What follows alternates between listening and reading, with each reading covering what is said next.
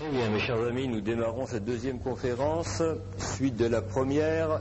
J'espère, dans ce cycle de 3 conférences, arriver à vous donner une vision synthétique du libéralisme et en même temps vous montrer qu'on peut prévoir l'évolution prochaine de la société avec une quasi-certitude, disons.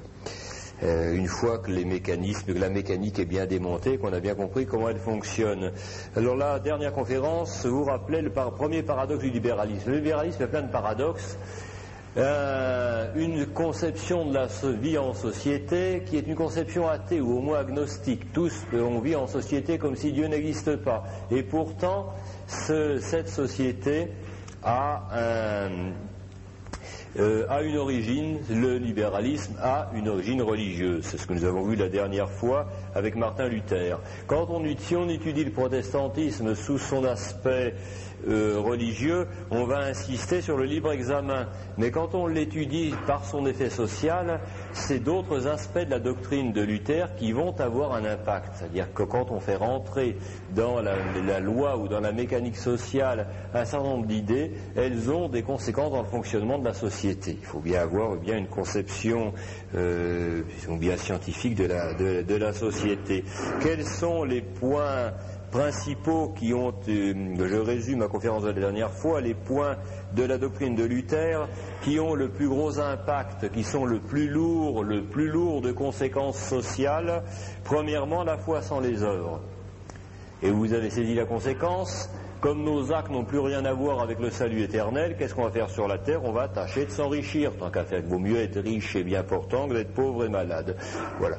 C'est un peu cocasse, mais je vous assure qu'au bout de 2 siècles, des gens, quand la religion, le fondement de la convivialité sociale est le luthéranisme, de façon fatale, l'activité humaine va s'orienter vers la production de richesses. Deuxièmement, dans la doctrine de Luther, deuxième aspect qui a un gros impact social, pas d'homme meilleur que les autres.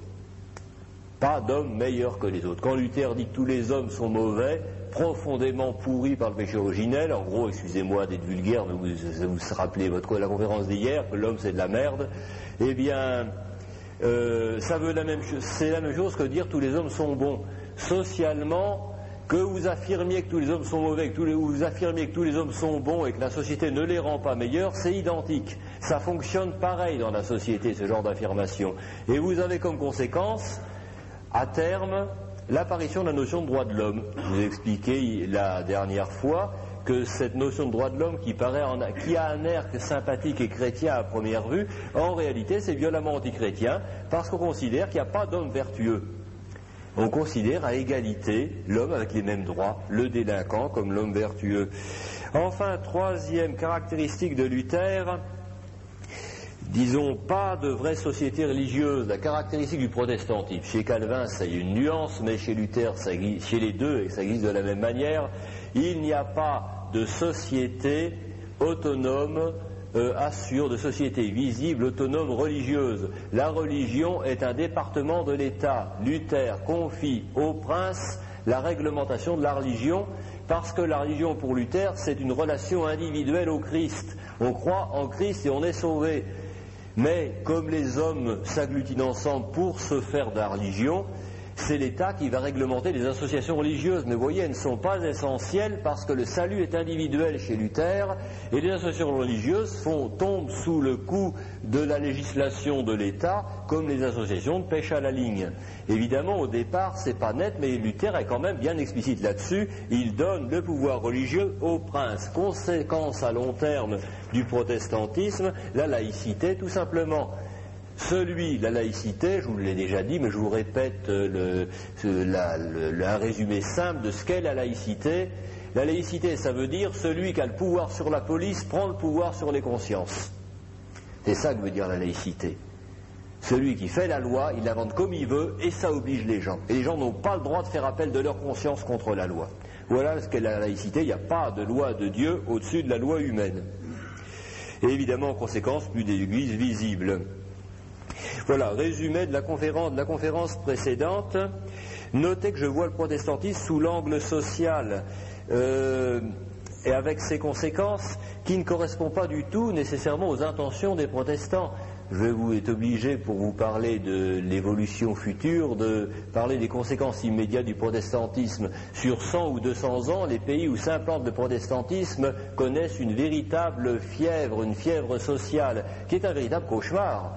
On ne connaît pas la vérité de l'histoire. Je vais vous en parler un peu pour l'Angleterre. Ceux qui étaient à ma 3e conférence sur Galilée ont entendu le résumé de ce qu'était au XVIe, XVIIe siècle l'Europe ravagée. Ravagée par quoi? Par le protestantisme. Alors pas exactement par le protestantisme. Les idées protestantes déclenchent dans les cervelles humaines quelque chose qui momentanément produit une véritable fièvre. Et il y a du sang qui coule partout. Ça ne veut pas dire que les protestants sont des mauvais gens. Quand on étudie, par exemple, individuellement, quand on étudie, par exemple, la persécution religieuse en URSS, on est frappé de voir la ferveur des baptistes. Vraiment, les gens les plus fervents en URSS, ça devait être les baptistes, je crois. Pour ceux qui, peut-être si vous êtes pour ceux qui ne connaissent pas bien en détail cet épisode de la persécution, vous avez sans doute au moins lu Une journée d'Ivan Denisovitch de Solzhenitsyn. La description d'Alioshka le Baptiste est une très bonne description de ce qu'étaient les baptistes en URSS. On est étonné de voir ces gens qui viennent du fondateur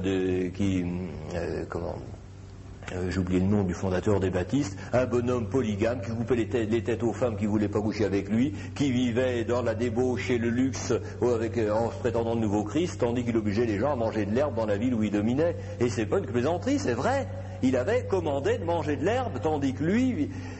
c'est inimaginable. Et pourtant, ces gens-là, et puis avec un véritable cauchemar, des massacres, surveillance policière de tout le monde, ça, c'est des conséquences sociales, si vous voulez. Et on voit malgré tout que quand cette espèce de fièvre sociale s'est apaisée, il reste quand même l'Évangile. Et ce qui vient de notre Seigneur Jésus-Christ a un tel effet bienfaisant que malgré tout, ça, si vous voulez, au point de vue religieux, il faut bien faire la distinction entre l'effet social du protestantisme dont nous allons parler et l'effet religieux.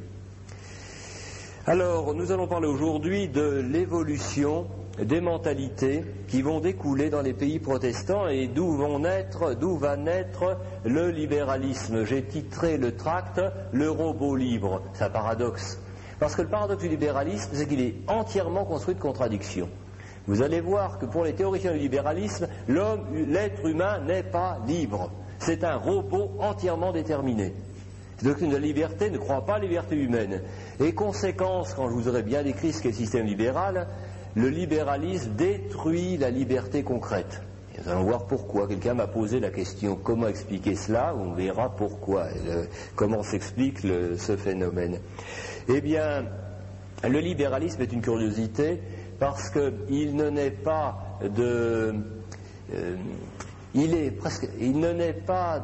des spéculations métaphysiques d'un grand philosophe. En fait, c'est une superstructure. Vous connaissez peut-être la théorie de Karl Marx, suivant laquelle les idées intellectuelles, religieuses, morales, culturelles, artistiques sont la superstructure des relations, des moyens de production. Les hommes sont en relation les uns avec les autres et par les moyens de production, et tout le reste n'est qu'une superstructure imaginaire. Mais ce qui existe réellement, c'est les relations produites par les moyens de production. Eh bien, vous verrez curieusement, le libéralisme entre très bien dans cette catégorie. Le libéralisme est une superstructure, c'est-à-dire une conceptualisation de la manière dont les gens vivaient comme conséquence du protestantisme dans les pays protestants. C'est pourquoi une théorie aussi absurde était apprivoisée dans leur tête et elle paraissait tout à fait vraisemblable. C'est pourquoi aussi on a affaire à quelque chose de très curieux dans les milieux que j'ai titrés aussi « Le complot sans complot ». Pourquoi ? Parce que très souvent dans les milieux contre-révolutionnaires, il y a cette idée qu'il n'est pas possible qu'il y ait une pareille convergence d'action entre des gens qui en apparence ne se connaissent pas, sans qu'il n'y ait pas une intelligence diabolique derrière qui dirige par un complot mondial. Eh bien, j'espère dans la présente conférence vous montrer qu'il n'y a pas de complot. Il n'y a pas de complot. Simplement,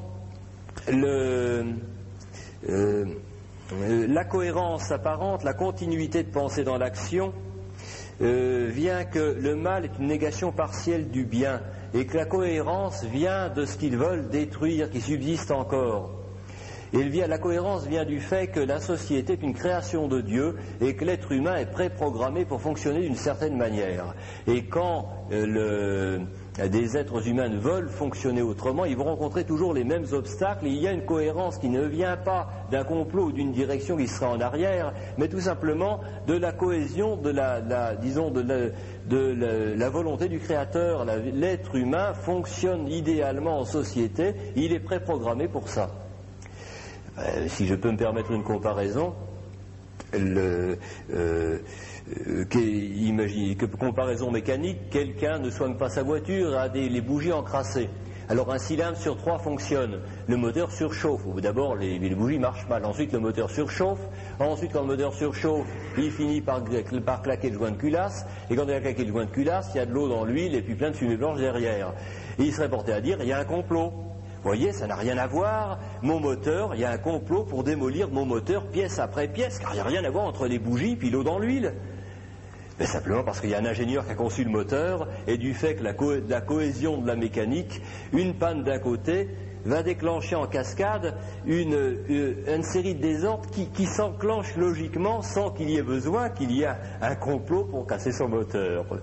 Alors j'espère vous montrer sur le cas concret du libéralisme comment on a une convergence de gens qui n'ont rien à voir les uns avec les autres. Les pères fondateurs du libéralisme qui sont Grotius, le Hollandais Grotius, Hobbes, John Locke, et puis peut-être en dernier Adam Smith, n'avaient rien à voir les uns avec les autres. C'est des gens profondément différents, qui ne se connaissaient pas. Grotius, à la fin de sa vie, est devenu quasiment catholique. Hobbes était un athée, et puis une brute. C'était vrai, un athée brutal qui rêvait d'un pouvoir totalitaire. Hobbes, c'est exactement le contraire, c'est le bourgeois distingué. Et c'est un déiste.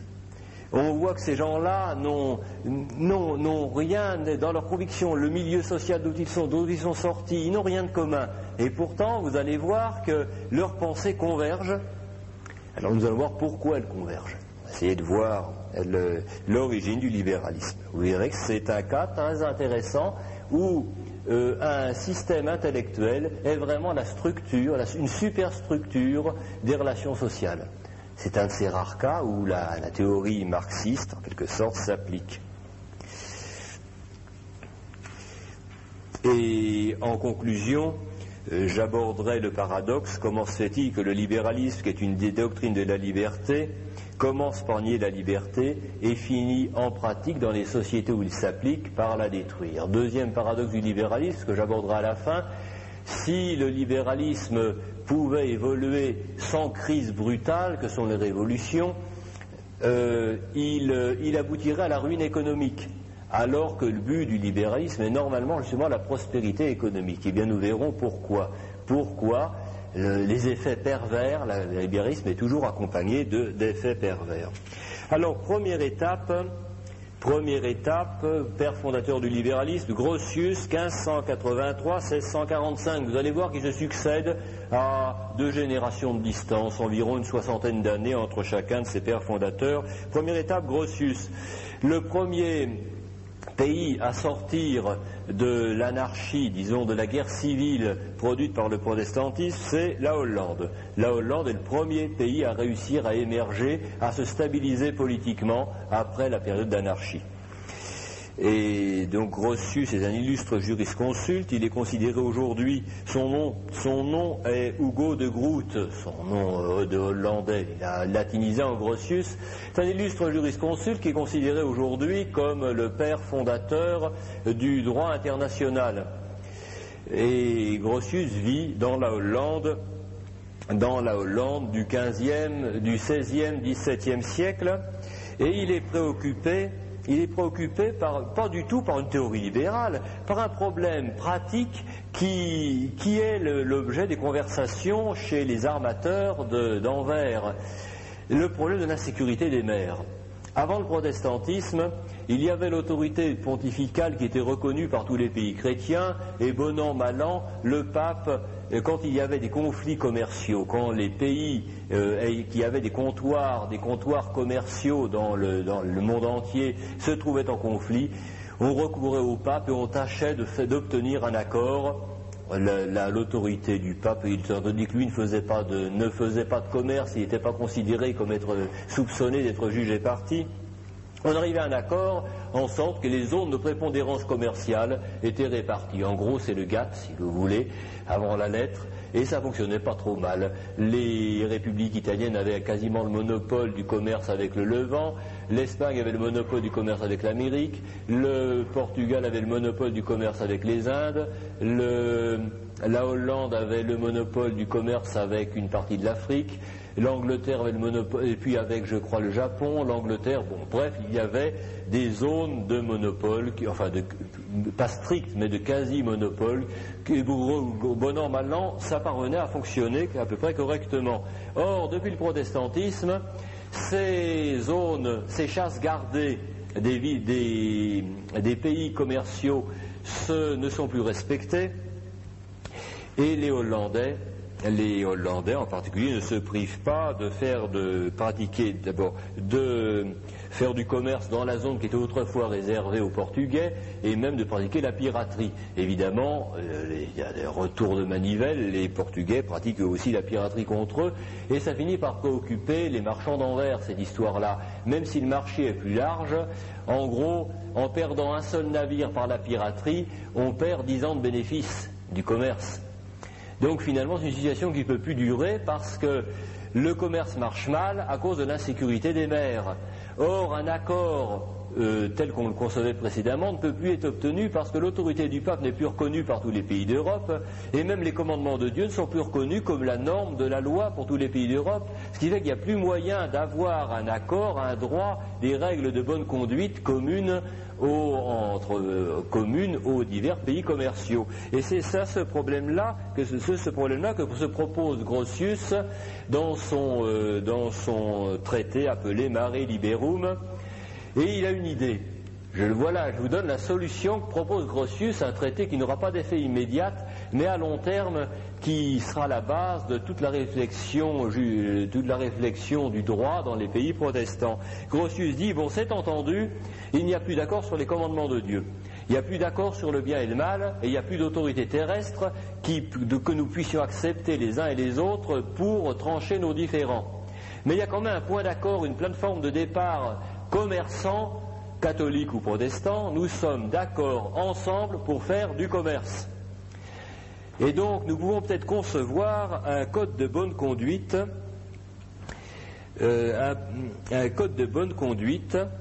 des conventions entre égaux mutuellement profitables.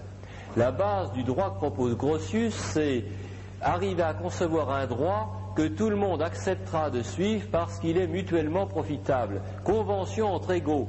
On ne tient pas compte du bien et du mal, de la morale, de la religion. On fait une convention mutuellement profitable entre égaux. Contrat provisoire fondé sur le profit. Les uns et les autres l'accepteront. Vous voyez, le petit requin va accepter parce qu'il vaut mieux avoir une petite tarte de gâteau dans le partage plutôt que se faire bouffer par le gros requin. Et le gros requin accepte quand même, parce que malgré tout, même s'il pourrait, avec le forcing, obtenir la plus grosse part de gâteau, à long terme, malgré tout, il est plus intéressant d'obtenir la sécurité et pas tout à fait la totalité du gâteau que tout le gâteau et le risque de perdre un bateau. Alors la base du droit, c'est donc contrat, convention entre égaux, mutuellement profitable. Et c'est un équilibre toujours susceptible d'être remis en question par le rapport de force, si le rapport de force et si les profits viennent à changer. Alors jugez de la rupture de cette notion de droit. C'est parce que vous êtes familier. Chez les anglo-saxons, c'est le critère de moralité. Si vous avez lu des romans américains, c'est très intéressant. En gros, alors nous, ça nous paraît un peu cynique, mais c'est pas cynique du tout d'un point de vue américain. Ils vous proposent une affaire, un contrat mutuellement profitable. Nous, on a tendance à penser que c'est un peu cynique, mais c'est pas ça du tout. Pour un Américain, c'est la norme de moralité. C'est un contrat moral car mutuellement profitable. Dans les techniques de relations humaines appliquées dans les entreprises qui viennent d'outre-Atlantique, il y a la grande règle, la règle d'or, c'est le win-win, gagnant-gagnant. Qu'est-ce que ça veut dire? Dans toute relation, il faut que les deux gagnent quelque chose. C'est-à-dire que ça doit être toujours une situation win-win. Même si vous êtes le plus fort, il faut que celui qui est en face de vous gagne quand même une petite noisette. Parce que c'est toujours profitable à long terme, plutôt que le rapport de force. Et cette mentalité, vous voyez, elle nous est familière, mais notez, au jugé de la rupture, depuis le droit grec et romain et le droit d'Europe chrétienne, la loi est fondée sur le Créateur. Le prince reçoit son peuple à gouverner, mais il ne l'a pas créé. Il ne peut porter habituellement, arbitrairement, des lois selon son caprice, mais il est lié moralement dans son pouvoir parce qu'il cède de la volonté du Créateur sur les hommes. Pour les Grecs, c'était les lois non écrites. Pour le prince chrétien, c'est l'enseignement de l'Église, les 10 commandements de Dieu, disons en gros. Et la loi a pour fondement l'autorité de Dieu et pour finalité la perfection morale des citoyens. La perfection des citoyens inclut la suffisance des biens matériels. Une certaine prospérité économique n'est pas en dehors des buts légitimes du prince, mais ce n'est pas l'essentiel de son but. Le but, c'est vraiment l'achèvement de la personnalité humaine. Aristote disait, l'être humain est éduqué par la loi et il trouve son achèvement dans la société. Vous voyez que le nouveau droit a des conséquences métaphysiques très... Alors le droit qui est un contrat, du moins une loi qui est un contrat mutuellement profitable, c'est quelque chose qui a toujours existé aussi. Mais ce qui est nouveau, c'est d'en faire le fondement de tout droit humain. Vous voyez, il n'y a plus de Dieu. Qu'il y ait un Dieu ou qu'il n'y en ait pas, ça n'a plus aucune importance. On est d'accord ensemble pour s'enrichir et sur cette base, nous acceptons une convention parce qu'elle nous est profitable. Voilà. Alors, les conséquences métaphysiques, elles seront perçues beaucoup plus tard, mais s'il en est ainsi, ce sont les hommes qui créent les règles de leur vie commune. Nous n'avons pas à chercher comment l'homme s'optimise selon la volonté du Créateur, les hommes inventent librement le contrat selon lequel ils décident de vivre ensemble. Deuxième conséquence de cette loi, de cette conception de la loi, la religion, au lieu d'être le fondement du droit, le fondement de la légitimité du droit, devient une des activités humaines régies par le droit, dans un système comme ça. C'est très important, la religion devient une des activités humaines régies par le droit. Autrement dit, on est en train de s'insinuer dans la jurisprudence, sinon dans la jurisprudence, du moins dans la conception, dans le corpus des lois, ce qui se trouvait déjà dans Luther, l'État contrôle la religion. C'est extrêmement séduisant, l'idée fondatrice des États-Unis au XVIIIe siècle avait une pareille séduction sur les philosophes des Lumières, c'est que il y a une expérience fantastique aux États-Unis, aux Amériques. Ils ont inventé de toutes pièces une nouvelle règle de vie en société et ça a l'air de marcher. Vous voyez, expérimentalement, c'est en train de marcher. Ils ont inventé une nouvelle manière et c'est un contrat. Voilà. Alors la convention contractuelle entre égaux obligeant mutuellement a toujours existé, mais ce qui constitue la nouveauté, c'est la réduction de toute autorité législative à ce type de convention. Notez que Grotius n'avait pas l'intention, lui, de réduire toute activité législative, mais vous allez voir que cette idée initiale va porter des fruits, en particulier chez John Locke. John Locke va étendre cette intuition initiale à la totalité des règles de vie commune. La loi sera exclusivement une convention entre égaux mutuellement profitables. Donc voilà pour Grotius. Grotius qui est un homme très fin et qui a fini quasiment catholique. C'est un homme qui petit à petit était de plus en plus déçu par le protestantisme. Il est mort pratiquement, on ne sait pas s'il est sur le point de se convertir, mais très très proche du catholicisme. Deuxième théoricien, Deuxième théoricien du libéralisme, environ une cinquantaine d'années plus... Oh non, pratiquement contemporain, Hobbes, 20 ans plus tard, 1588-1679. Hobbes, c'est tout l'opposé de Grotius. C'est un athée d'abord. Et en même temps, c'est une brute. Enfin, c'est une brute intellectuellement au moins. Alors pour comprendre Hobbes, vous voyez, vous venez de comprendre, les idées de Grotius sont pratiquement le produit de ce milieu commerçant hollandais, disons, les préoccupations des armateurs d'Anvers. Eh bien, les idées de Hobbes, elles vont correspondre aux préoccupations d'un apparatchik qui se heurte à la prise de pouvoir par Boris Eltsine. Car, vous savez, la monarchie anglaise, la monarchie absolue anglaise au moment de Cromwell, eh bien... c'est terriblement totalitaire. Alors d'abord, il faut vous rendre compte, pour comprendre la manière de raisonner de Hobbes et de Locke, il faut connaître le milieu historique. À partir d'Henri VIII, l'Angleterre connaît une période de stabilité politique suite à la guerre des Deux Roses, mais c'est un despotisme impitoyable, en particulier sous Élisabeth. Pour vous donner une idée de ce despotisme, des choses que j'ai déjà citées dans ma conférence sur Galilée, il y a 2 millions, une misère terrifiante, 2 millions de gens qui n'ont pas de quoi vivre, des gens à la limite de la survie, sur une population de 6-7 millions d'habitants. Une misère extrême. Depuis la destruction des milliers de monastères qu'avait détruit Henri VIII, toutes les écoles populaires ont disparu et tous les gens qui vivaient sur les terres ou qui vivaient des aumônes des monastères se trouvent jetés sur les routes. L'éducation gratuite des enfants pauvres disparaît et Henri VIII règle le problème de la misère comme il a réglé les problèmes religieux.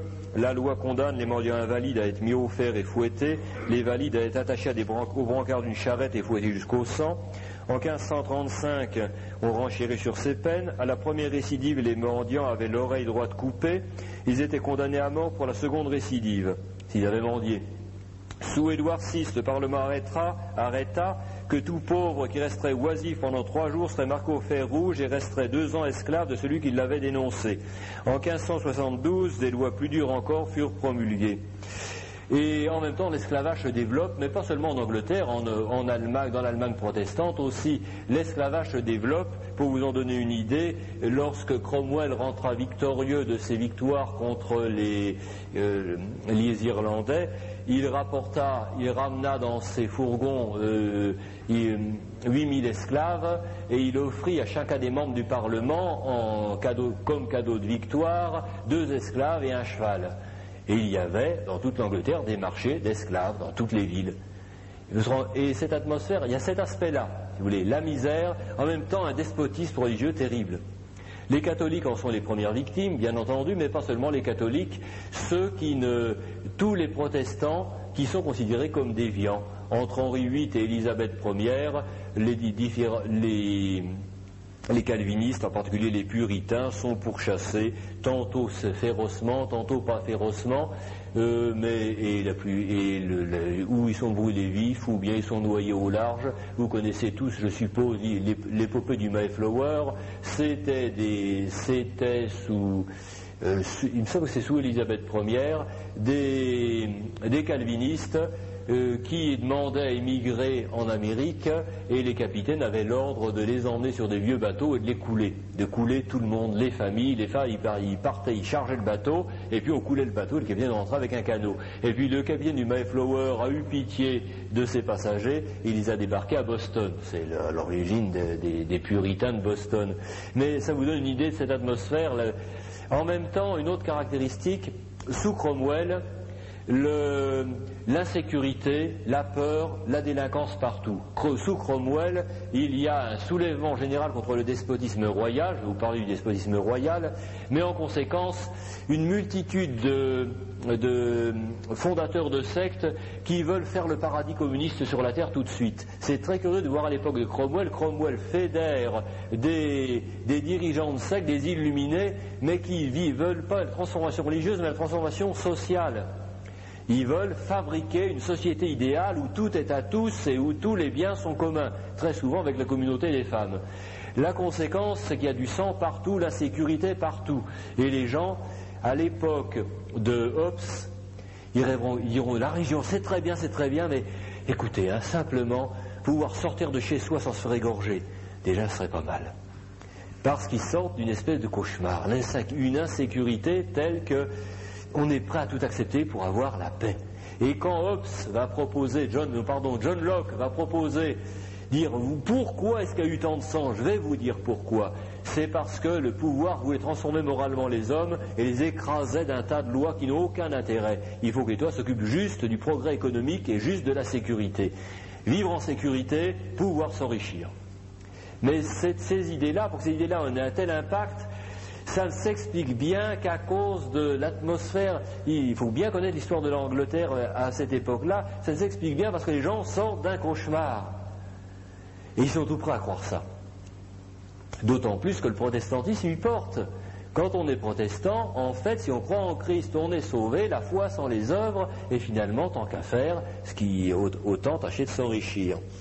Maintenant, pour les idées de Hobbes, il faut savoir ce qu'était le despotisme de la monarchie absolue anglaise, en particulier sous Élisabeth Ier.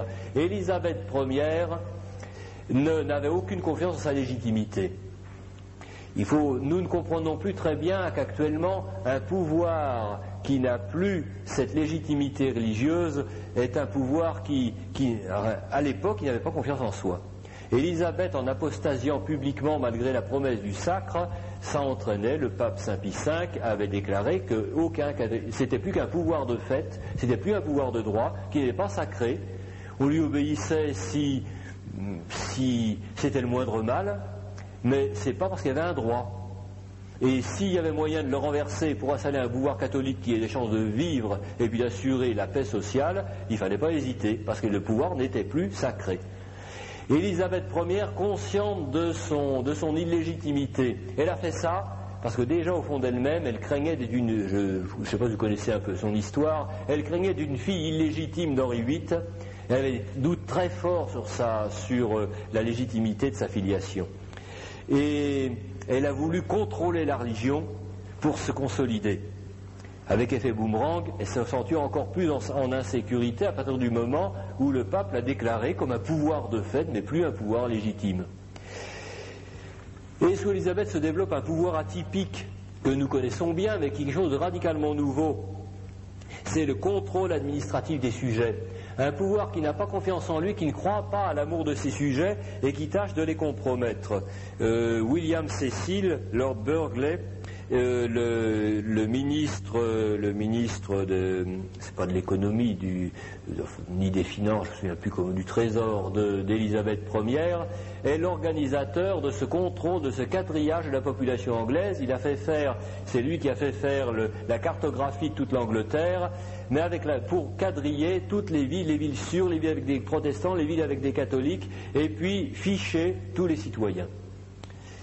C'est le début d'une conception du pouvoir administratif en arrière-plan qui ne cherche pas à commander parce qu'elle a le droit de commander, mais qui cherche à contrôler les citoyens, à quadriller les citoyens.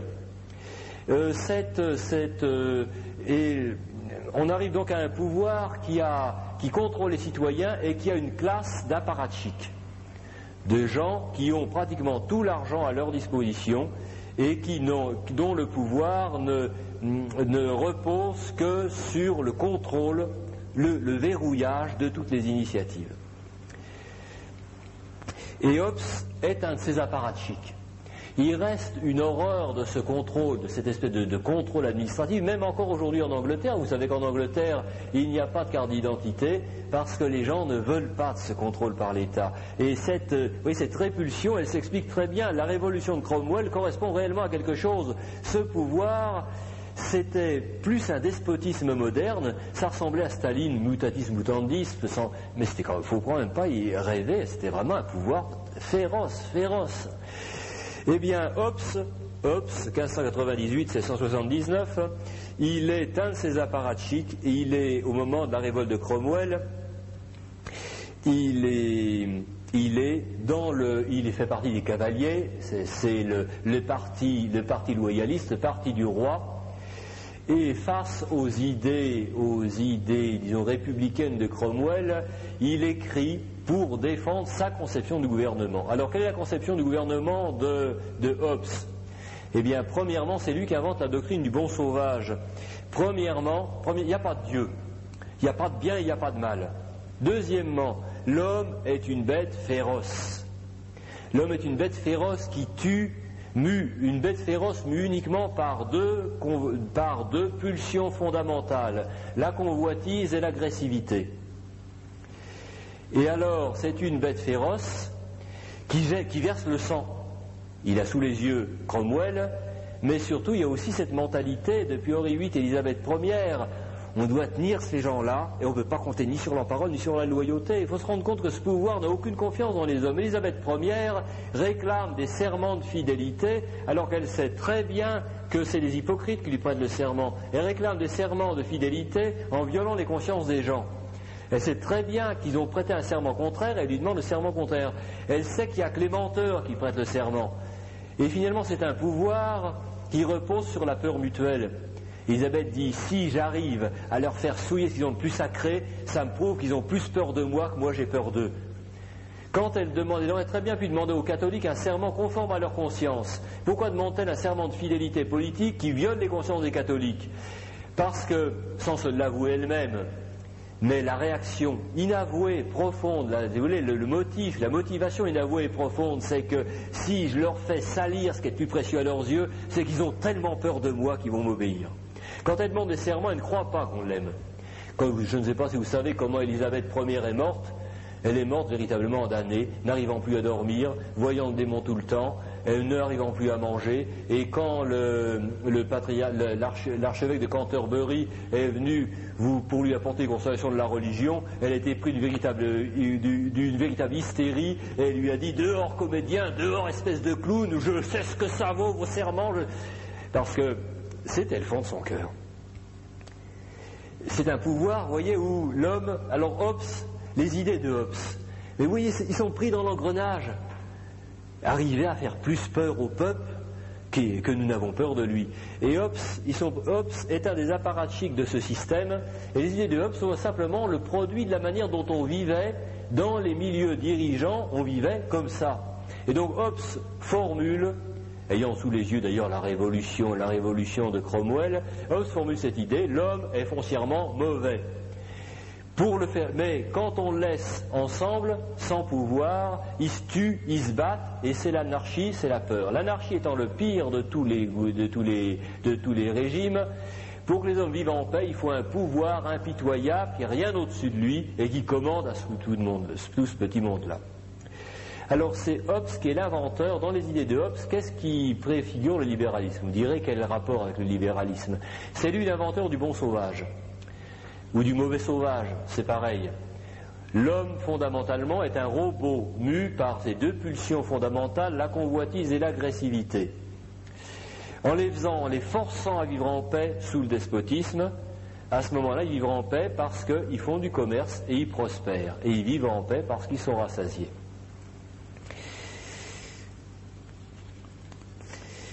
Donc il faut défendre les deux idées maîtresses de Hobbes, c'est défendre la propriété contre les idées communistes des extrémistes religieux de l'époque et défendre le despotisme.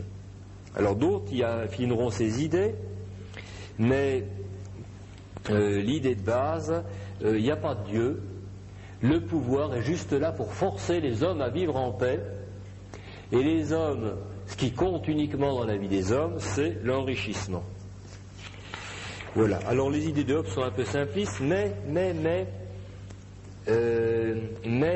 vous verrez que, l'idée de l'état idéal pour Hobbes, quand même, c'est l'idée de ce gouvernement administratif contrôlant de façon anonyme toute la population. Ce pouvoir, il l'appelle le Léviathan. Et il le décrit de la façon suivante, je vous lis le passage en citant les paroles de la Bible. Un état administratif anonyme et impitoyable qui règne sur des individus déracinés et sans défense. Il l'appelle l'homme artificiel, le Dieu mortel. Il lui applique les paroles bibliques, c'est les paroles qui sont dans le livre de Job. Il n'a pas son pareil sur la terre, il a été créé sans peur, il porte son regard intrépide sur tout ce qui est élevé, il est le souverain de tous les fils de l'orgueil. Et parmi les dangers graves qui menacent son état léviathan, Hobbes compte le fait de croire que la conscience l'emporte sur la loi.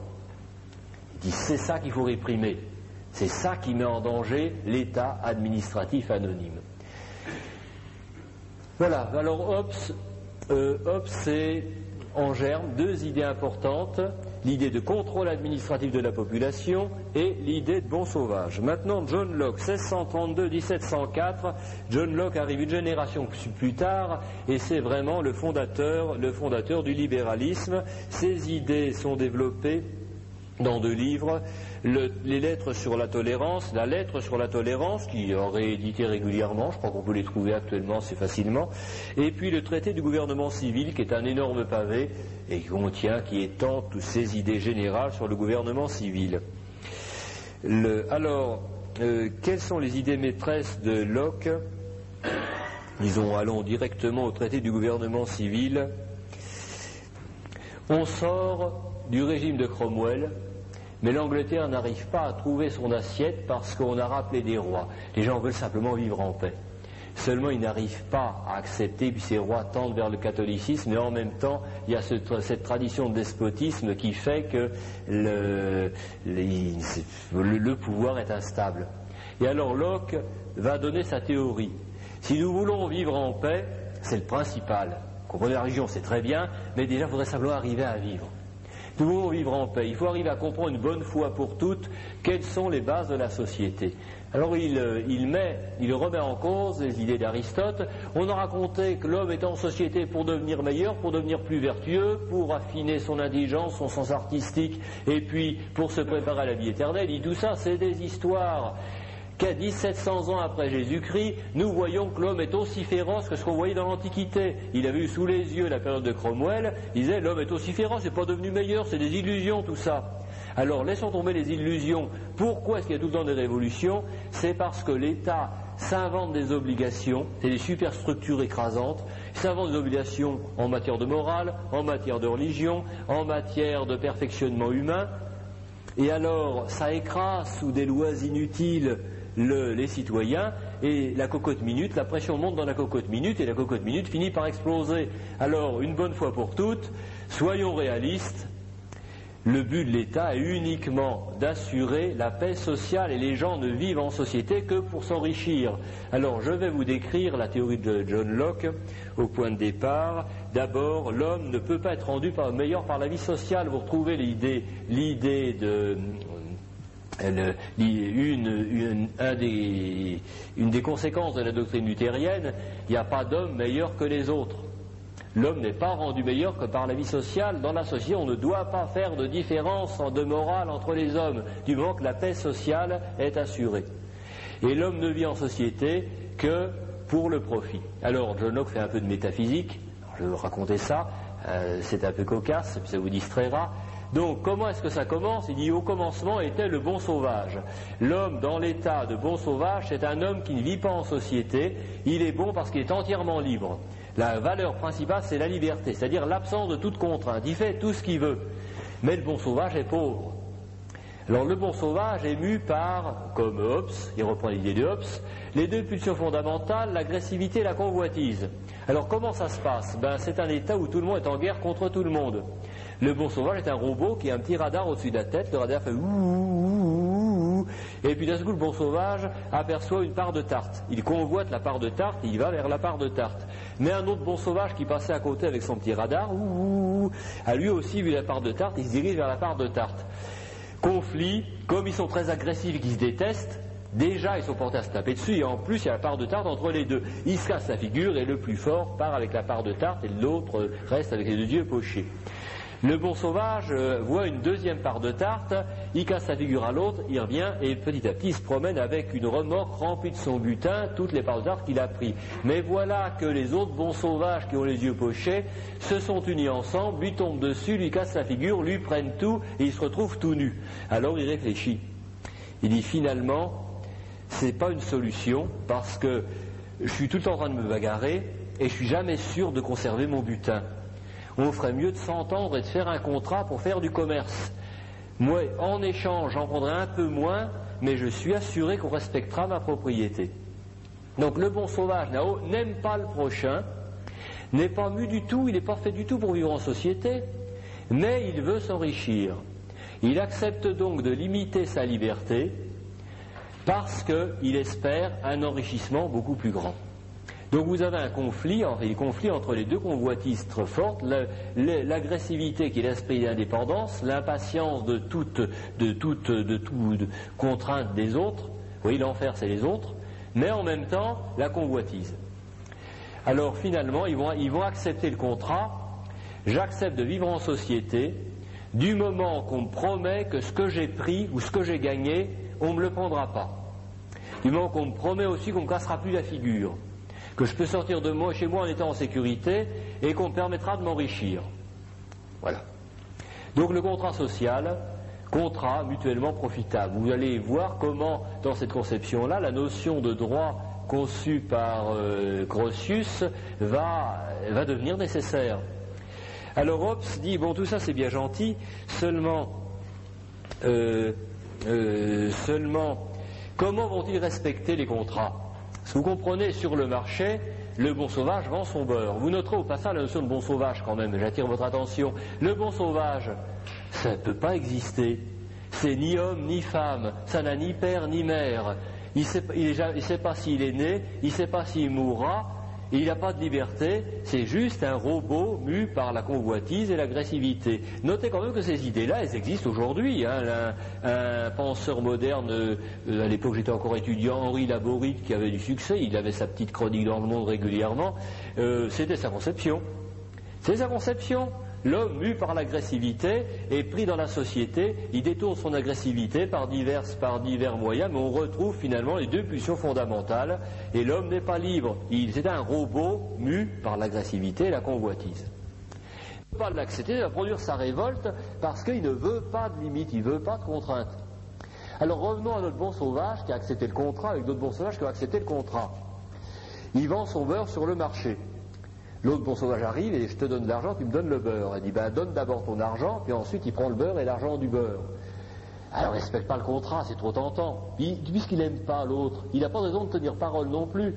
Alors il faut un policier, John Locke dit, il faut un policier avec une grosse matraque, très méchant, parce qu'ils sont tous très méchants, qui est là avec sa matraque a dit donne le beurre, respecte le contrat.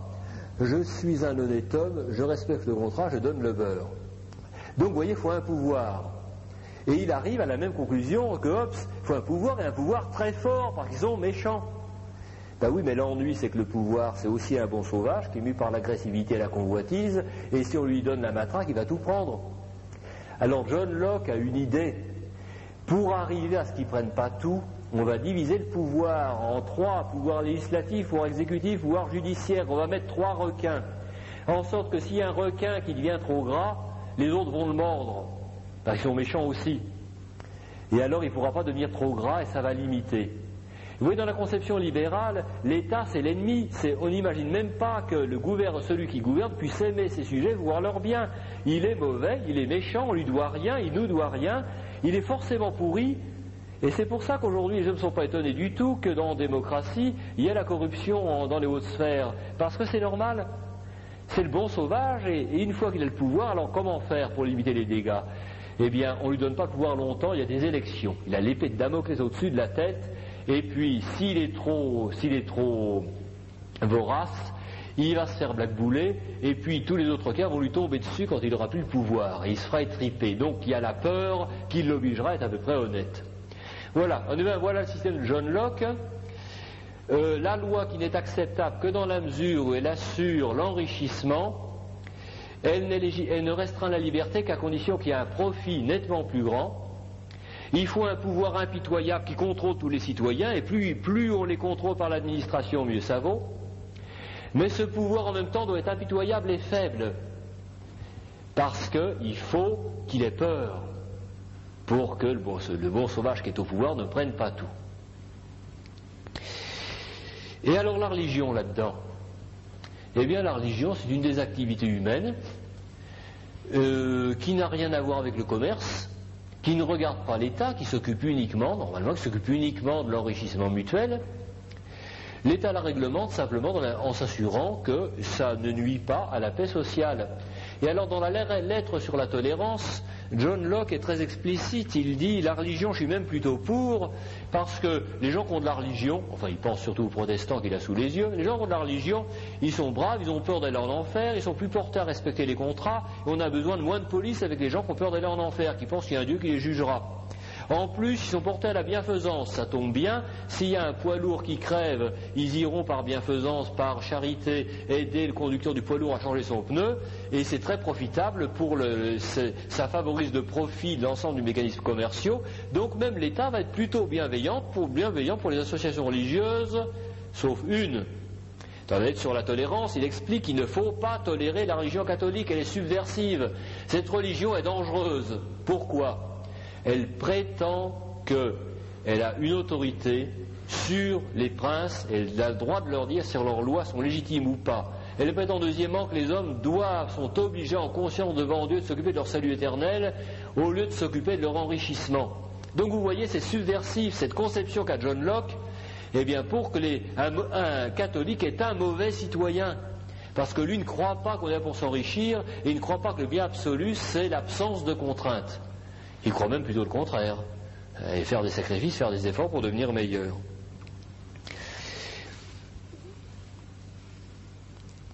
Donc, bon voilà, dans le traité du gouvernement civil.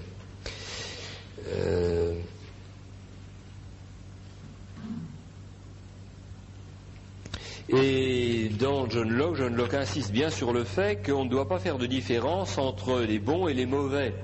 Il n'y a pas de différence de moralité. Du moment qu'il n'y a pas d'inconvénient pour l'ordre public, on ne doit pas faire de différence. Alors, l'idéal, John Locke dit, provisoirement, on est obligé de mettre en prison les voleurs. Mais au fond, c'est des copains. Le voleur, c'est quelqu'un qui croit qu'on est sur la terre pour s'enrichir. C'est quelqu'un qui n'aime pas les contraintes. Il aime être libre. Ah, lui, il est bien. Bon, voilà, l'ennui, c'est que si tout le monde était voleur, il n'y aurait plus moyen de faire du commerce. C'est plus moyen. Alors, à regret, on va les mettre en prison. Mais, au fond, c'est un copain.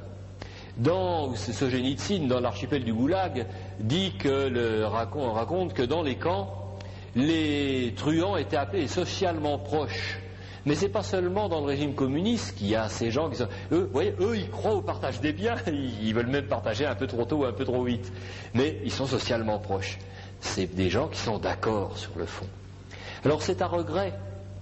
On est obligé de les réprimer, le vocabulaire même du libéralisme. On ne dit pas punir parce qu'il a mal fait pour qu'il devienne meilleur, on dit réprimer. Mais l'idéal, c'est qu'avec le progrès et le développement de la richesse, on arrivera à dépénaliser petit à petit, cesser de réprimer et assurer plus de liberté. Et dans l'optique libérale, la dépénalisation de la petite délinquance est un progrès, la dépénalisation de la drogue ou de l'homosexualité est un progrès. Le développement économique permet de tourner très bien grâce aux assurances, grâce aux soins médicaux, finalement, ça tourne très bien. C'est-à-dire qu'on arrive à avoir toujours de l'enrichissement avec encore plus de liberté. De moins en moins de contraintes et malgré tout toujours de l'enrichissement. Et si on réprime quelqu'un, c'est plutôt à regret, sauf, je vous rappelle, les catholiques sont restés des citoyens de seconde zone et la loi qui en Angleterre interdisait aux catholiques d'être membres de l'administration n'a été abrogée qu'en 1942. Parce qu'il y en a qui, eux, sont subversifs de l'ordre social et ce n'est pas les voleurs. Les voleurs, eux, ils sont sympas, ils croient à la liberté.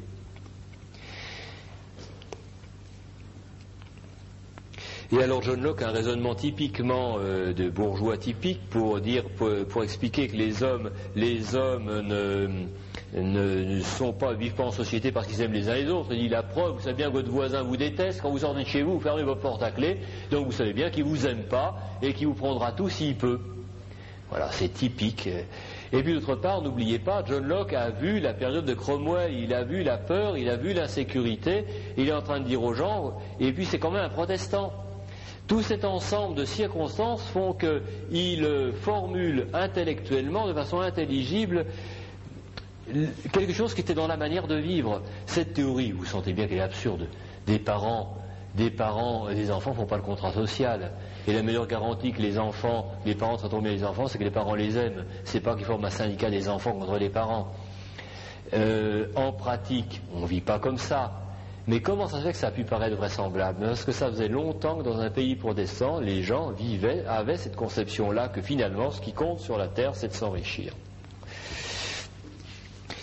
Alors, au fait, pourquoi faut-il un pouvoir alors qu'il pose tant de problèmes à la liberté? Ben, on a vu parce qu'il faut qu'il fasse respecter les contrats, sinon ce serait la loi de la jungle. Mais le chef, c'est un mal nécessaire qu'on supporte avec regret, qu'on suspecte toujours. Celui qui a le pouvoir est toujours suspect et il est toujours a priori vaguement coupable. Là, dans la mentalité moderne, vous remarquerez que la brutalité policière est aussi coupable, sinon plus coupable, que la brutalité du délinquant vous voyez, le violateur de petite fille qui a pris un coup de matraque. C'est plutôt la police qui soulève plus l'indignation que celui qui a violé la petite fille. Parce que dans cette mentalité-là, le pouvoir est malfaisant. Mais on ne peut pas faire autrement, malheureusement. Parce que sans ça, on ne pourrait plus respecter les contrats. Plus il est anonyme, plus il est content. Ou plus on est content, plus il est administratif, plus on est content. Parce que le bon sauvage agressif et convoiteux se fait moins sentir.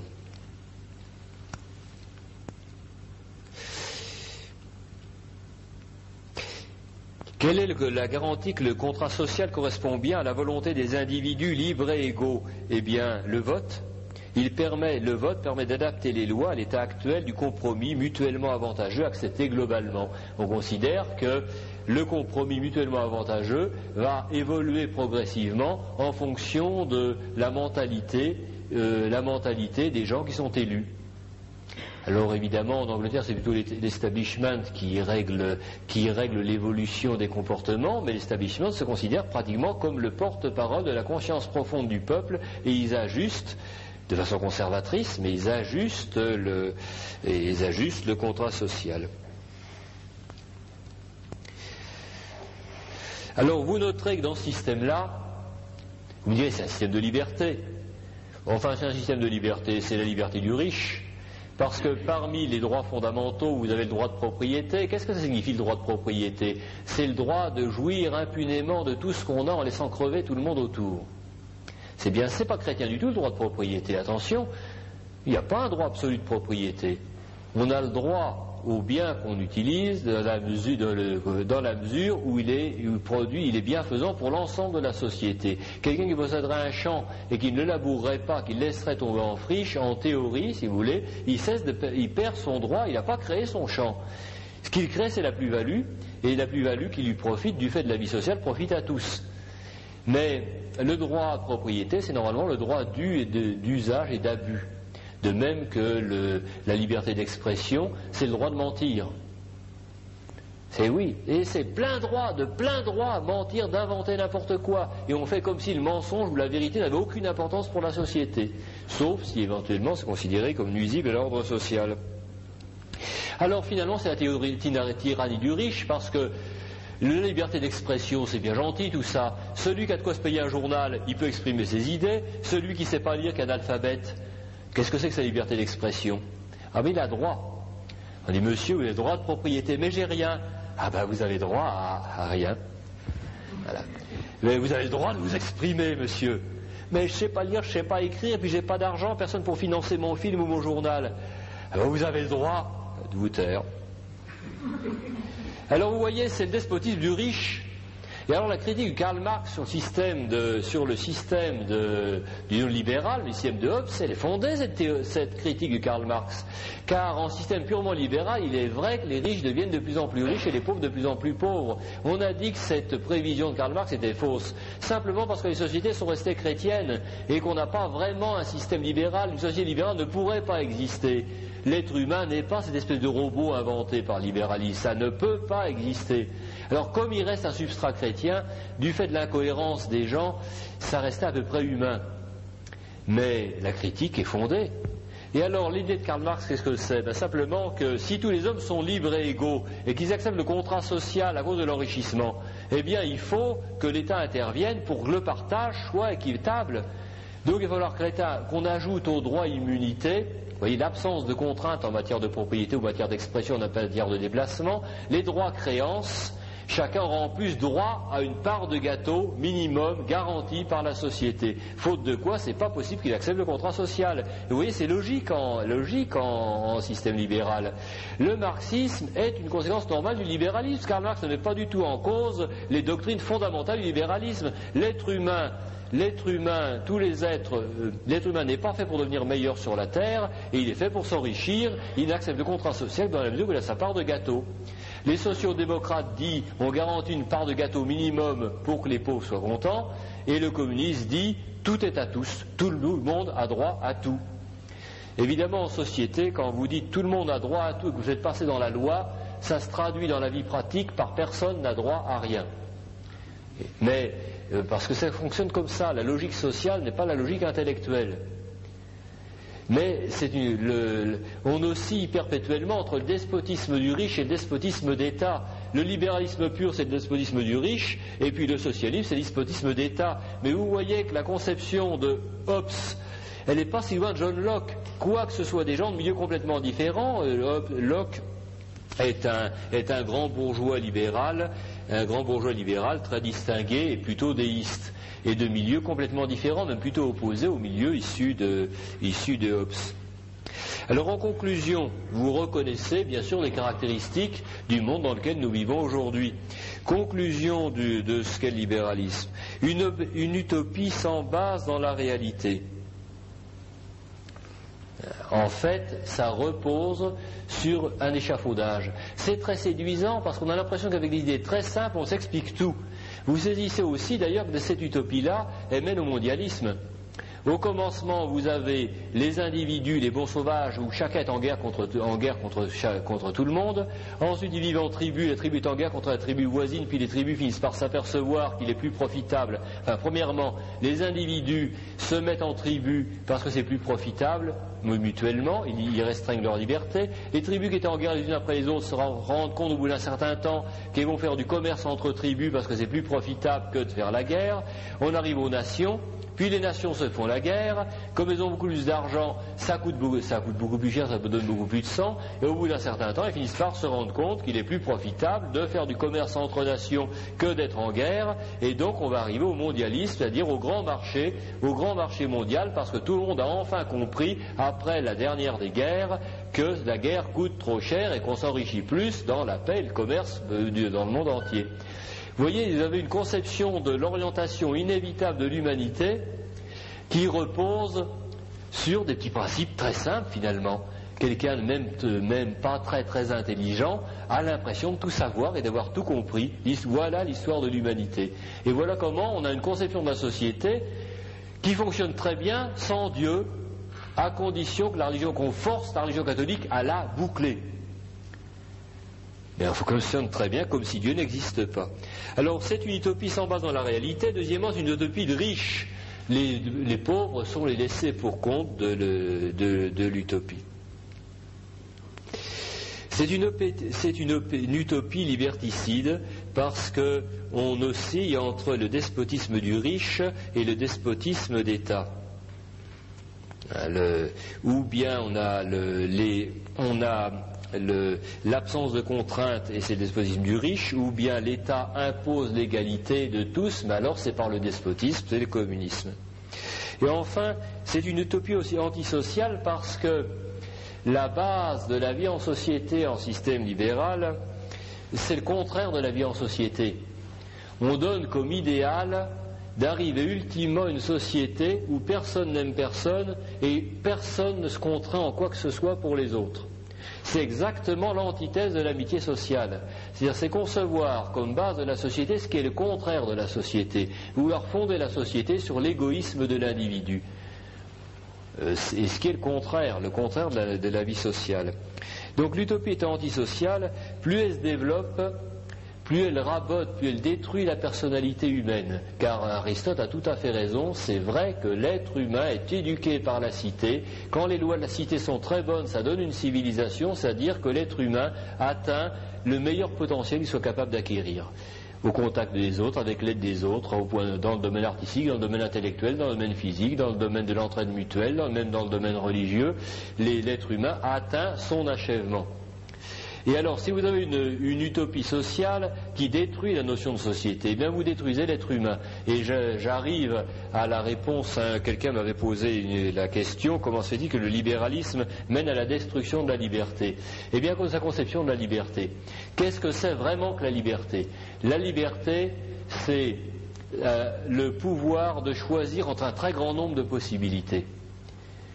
Évidemment, pour avoir le pouvoir de choisir, plus l'être atteint sa perfection, plus le nombre de choix est grand. Vous voyez, un être analphabète, le bébé abandonné dans le désert, sans père, sans mère, qui va mourir, qu'est-ce qu'il a comme liberté? Ben, il n'a rien.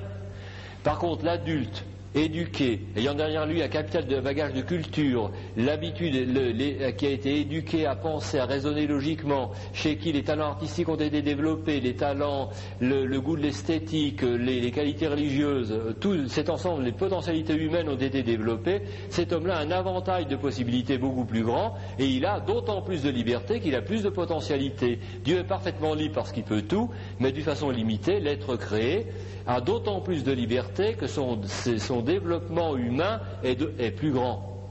Donc la liberté, vous voyez, ça n'est pas en soi l'absence de limites ou l'absence de contraintes, c'est la capacité, la capacité à faire beaucoup plus plus on peut faire de bien, plus on est libre. Voilà. Et la définition libérale de la liberté, l'absence de contraintes, l'absence de limites. Cette absence de limite, c'est une absence de détermination. Par exemple, le bébé abandonné dans le désert, il n'a pas de parents pour lui dire que c'est bien et c'est mal, il n'a personne pour le fesser, il n'a personne pour l'embêter, pour l'empêcher de faire ses caprices, mais est-ce qu'il est libre? Ben non, il va mourir. Un caillou, il a une absence de contrainte, il n'a pas de loi, il n'a pas de morale, il n'a pas de religion, il n'a pas de Dieu. Vous voyez, il n'a aucune limite. Ben oui, mais il n'est qu'un caillou. C'est-à-dire que l'explication, vous voyez, pourquoi le libéralisme finit-il par détruire les libertés réelles en ôtant les barrières au-dessus des libertés réelles? Imaginez que vous arrachez les racines à un arbre en disant il est déraciné, il va pouvoir courir comme un lapin. Il ne va pas courir comme un lapin, il crève. Imaginez, vous avez une grenouille, avec sa cervelle, son instinct de grenouille, elle est limitée, elle a des contraintes, c'est la limite de grenouille, elle est obligée d'être une grenouille avec ses instincts de grenouille. On va la décérébrer avec un tire-bouchon, vous savez, comme les lycéens font, et décèbre la... Bon, et puis après ça, elle va devenir intelligente, elle est plus limitée par son instinct, alors une grenouille libre. Il n'y a pas une grenouille libre, vous savez qu'une grenouille décérébrée, elle crève tout simplement. Ce que je veux vous faire saisir, c'est que la liberté, le libéralisme, l'absence de limites, à la perfection, c'est le néant. C'est-à-dire qu'on se heurte, au propos de la liberté, au paradoxe de Hegel. Je ne sais pas si vous connaissez le paradoxe de Hegel. Hegel disait « Dieu est souverainement libre ». Or, la souveraine liberté, c'est l'absence de détermination, l'indétermination pure. Or, le néant est purement indéterminé. Donc, Dieu est le néant. Eh bien, le libéralisme vous donne comme base de la liberté l'indétermination pure. Mais être indéterminé, c'est pas être libre, c'est ne pouvoir rien faire.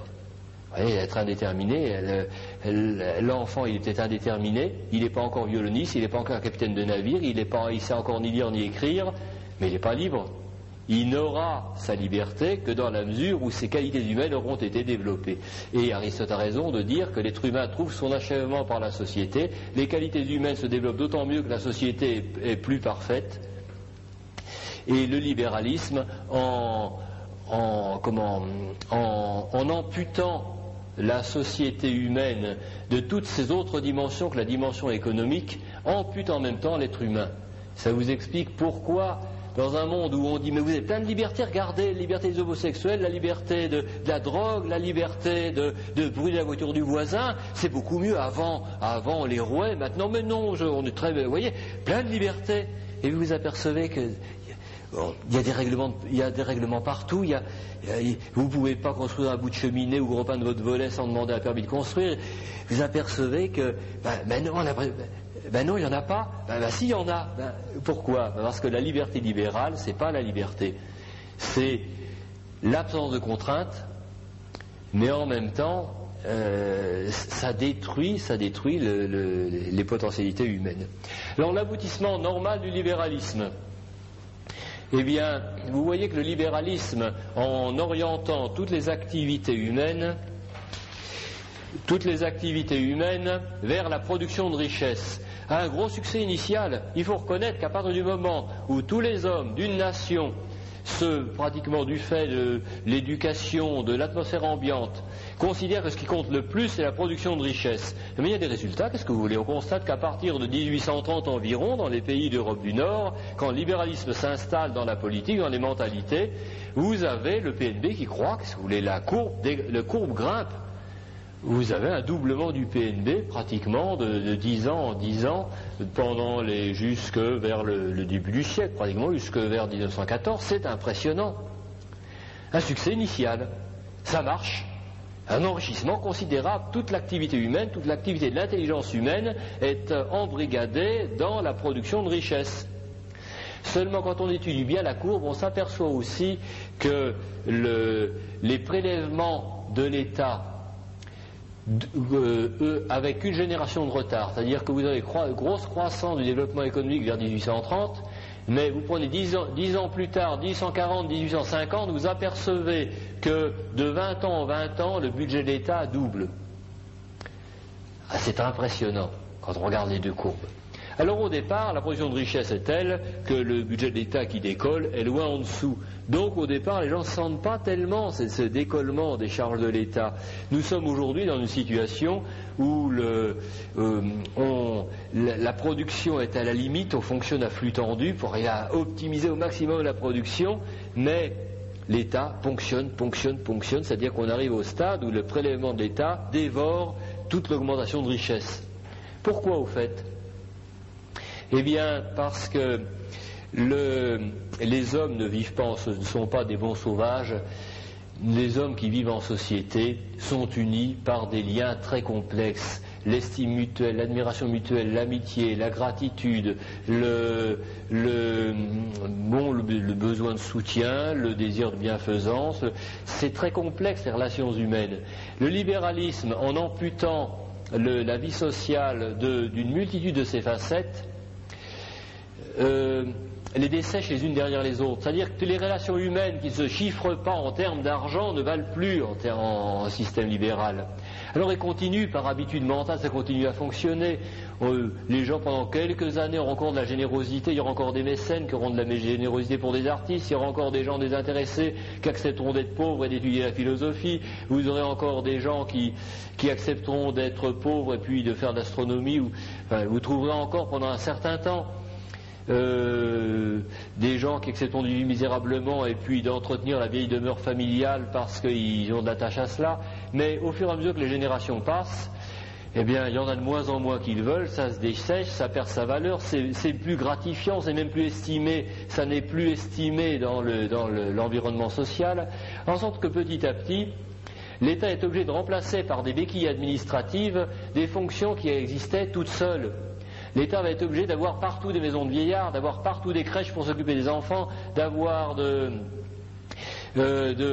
systèmes, des services sociaux, alors qu'autrefois dans le quartier ou dans le village, la personne qui est dans le besoin trouvait toujours le moyen il y avait assez d'entraide pour que ça fonctionne à peu près tout seul. Aujourd'hui c'est impossible, il faut des assistantes sociales, toute une infrastructure, toute une planification, toute une intervention, une administration qui se développe, qui installe des béquilles sociales au fur et à mesure que les mécanismes naturels, c'est difficile à exprimer, c'est les mécanismes vitaux de la société se dessèchent les uns derrière les autres parce que seules sont valorisées les relations qui se traduisent par un profit financier, un profit en argent, chiffrable en termes d'argent. Même en matière religieuse, vous savez, vous supprimez un curé, il faut 10 policiers. Ça c'est vérifié entre la France, le Paris de Louis XVI et le Paris de Napoléon Ier. Il s'est écoulé très peu de temps, la population est à peu près identique, les mœurs étaient à peu près semblables. Sous Louis XVI, il y avait 50 archers pour assurer la paix à Paris et la sécurité est à peu près identique à la sécurité qui existait sous Napoléon. Sous Napoléon, il fallait 4000 policiers pour tenir là. Et au fur et à mesure que vous montez dans le libéralisme, vous avez beaucoup de contraintes, pas de contraintes morales, et puis beaucoup de police. Dans une société chrétienne, pas de police et beaucoup de contraintes morales. Mais c'est librement, c'est-à-dire que c'est vrai, c'est pas une contrainte, c'est vrai. Et c'est vrai à partir du moment... Alors vous voyez, on hésitera encore à voler dans un supermarché parce qu'il nous reste 20 classes d'éducation, mais la génération qui a été éduquée absolument sans rien, toutes les fois qu'ils peuvent voler, ils volent, ils n'ont aucune mauvaise conscience, et ça se comprend très bien. Et donc, on installe dans les supermarchés des tas de systèmes, tout est surveillé. Maintenant, je crois que les objets à vendre ont des puces électroniques qui mettent en route des systèmes d'alerte si jamais on a essayé de démarquer ou bien de cacher dans sa poche. Mais c'est des trucs qui coûtent cher, simplement parce que l'effritement de choses qui ne se voient pas, la disparition de la morale, la disparition du curé, la disparition du catéchisme, la disparition de ces choses ne se voient pas. Mais ça se paye la génération suivante, l'État est obligé de compenser. Et alors nous arrivons, dans les pays européens, on tâche de compenser par des aides sociales. Aux États-Unis, eh bien, on sacrifie froidement des pans entiers, on abandonne des zones, des villes entières, on s'en occupe pas, et puis simplement on encadre par de la police. Mais enfin, à terme, ça... un système comme l'autre coûte très cher. L'un comme l'autre système coûte très cher, ponctionne de plus en plus. Alors le libéralisme, si il n'y avait pas le phénomène dont je vous parlerai la semaine prochaine, ce phénomène très curieux des révolutions, le libéralisme finirait par la mort tiède, c'est-à-dire un moment où la ponction de l'État atteint ou dépasse l'augmentation de richesse et puis ça stagne. C'est-à-dire que vous auriez ce qu'était le socialisme dans les pays de l'Est. La pauvreté avec une dette écrasante de l'État et puis un marasme généralisé. La mort tiède. Voilà ce que serait On est toujours puni par où on a péché. Le libéralisme est un péché social qui cherche l'enrichissement aux dépens de tout le reste, et la punition, c'est qu'à terme, c'est la ruine économique. Seulement, de fait, c'est pas comme ça que finira le libéralisme, pour une raison dont je vous parlerai la prochaine fois. Les idées libérales perturbent. La société n'est pas quelque chose qui existe dans l'abstrait. La société est quelque chose qui existe dans le cerveau de l'être humain. Dans le cerveau de l'être humain, une fois qu'il vit en société, il y a des mécanismes automatiques qui se mettent en route et qui assurent sa sociabilité. Quand il a des idées libérales, ça perturbe ces mécanismes psychologiques et le comportement devient... Il y a des périodes de crise où le comportement devient absolument délirant. Il se calme et il devient délirant. Nous avons derrière nous deux révolutions qui correspondent à ces crises presque de fièvre ou de maladies sociales collectives. La Révolution française, la Révolution russe. La Révolution française, on peut la résumer par ces paroles: la liberté ou la mort. La Révolution russe de 1917, on peut la résumer par ces paroles: l'égalité ou la mort. Et celle qui nous attend, qui est imminente, la troisième, la dernière, la révolution dont le théoricien est Marcuse, c'est la fraternité ou la mort. La troisième, c'est ce dont je vous parlerai la prochaine fois. Voilà, j'ai terminé. Si vous avez des questions, je suis à votre disposition. C'est 7Q5, c'est Saint-Marc.